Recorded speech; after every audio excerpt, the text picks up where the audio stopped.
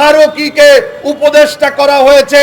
ফারুকী তিনি আল্লামা শফিকে তেতুল হুজুর আখ্যায়িত করেছেন। তিনি বাংলাদেশে তার অবদান কি আমরা জানি না। তিনি তার স্ত্রী শেখ মুজিবের স্ত্রীর চরিত্রে অভিনয় করেছেন। কতটা আওয়ামী লীগের দোসর হলে এই জায়গায় চান্স পাওয়া যায়। এই যে আলী ইমাম মজুমদারের মতো একটা বানরের বাচ্চাকে শেখ হাসিনার সেই দোসর, সেই 11-এর প্রেতাত্মা, তাকে প্রধান উপদেষ্টার কার্যালয়ে বসিয়ে প্রত্যেকটা দপ্তরে দপ্তরে আওয়ামী লীগেরদের যেভাবে পুনর্বাসন করা হচ্ছে, তাই বলবো অতি সত্বর ফারুকী থেকে শুরু করে আলী ইমাম মজুমদার, হাসান আরিফ, এরকম প্রায় আধা ডজনের বেশি আছে যাদের ব্যাপারে অনেক আপত্তি রয়েছে ছাত্র জনতার। শেখ মুজিবুর রহমান সম্পর্কে আমরা যারা নতুন প্রজন্ম, অলরেডি আমরাও এখন নতুন প্রজন্ম বলা যাবে না, আমাদের দাড়িগুলো সব পেকে গেছে। এই নতুন প্রজন্ম আমরা যাদের কাছ থেকে শুনেছি, জানি না তারা সত্য বলেছেন না মিথ্যা বলেছেন।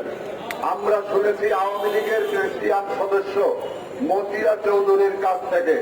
তিনি বলেছিলেন শেখ মুজিবের চামড়া দিয়ে টুকটুকি বাজাবো, হাড় দিয়ে তারপর টুকটুকি আমরা বাজাবো। আমরা শুনেছিলাম জাসদের নেতাদের মুখে তারা এই জাতির পিতাকে তারা জুতার পিতা বলেছিল।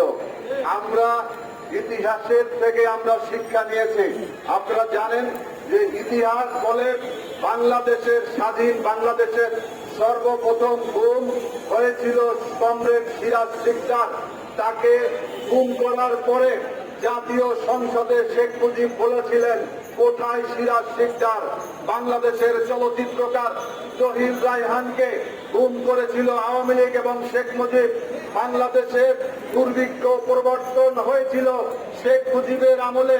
বাংলাদেশ থেকে সমস্ত রাজনৈতিক দলকে নিষিদ্ধ করা হয়েছিল মাত্র 13 মিনিটের সংসদে। সেদিন 17টি রাজনৈতিক দলকে নিষিদ্ধ করা হয়েছিল। তার মধ্যে একটি দল ছিল বাংলাদেশ লেবার পার্টি, যার চেয়ারম্যানের দায়িত্বে আমি রয়েছি।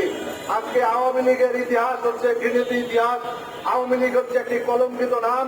আওয়ামী লীগ হচ্ছে একটি অভিশপ্ত রাজনৈতিক দলের নাম, যার কারণে এই দলের প্রতিষ্ঠাতা হিসাবে শেখ মুজিবুর রহমান, যার ছবি বাংলাদেশের কোন সরকারি দপ্তর তো দূরের কথা, কোন মুদি দোকানেও থাকার কোন সুযোগ নেই।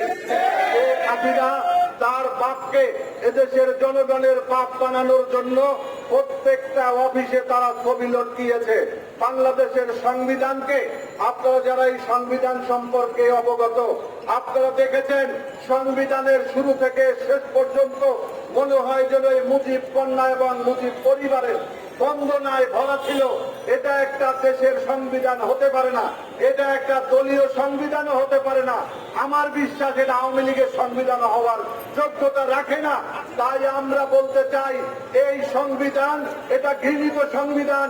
এই সংবিধানকে পরিবর্তনের জন্য আমরা দীর্ঘ 17টি বছর গণতান্ত্রিক যে আন্দোলন করেছি, যার ধারাবাহিকতায় বিগত 5ই আগস্ট ছাত্র জনতার বিপ্লব হয়েছে।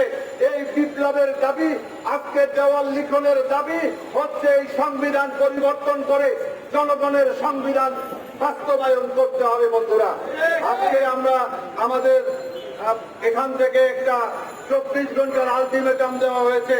শুধুমাত্র আলটিমেটাম দিয়েই কিন্তু শেষ করলে হবে না, প্রত্যেকটা অফিসে অফিসে অভিযান চালাতে হবে। শেখ মুজিবের কোন ছবি কোন অফিস আদালতে থাকতে পারবে না।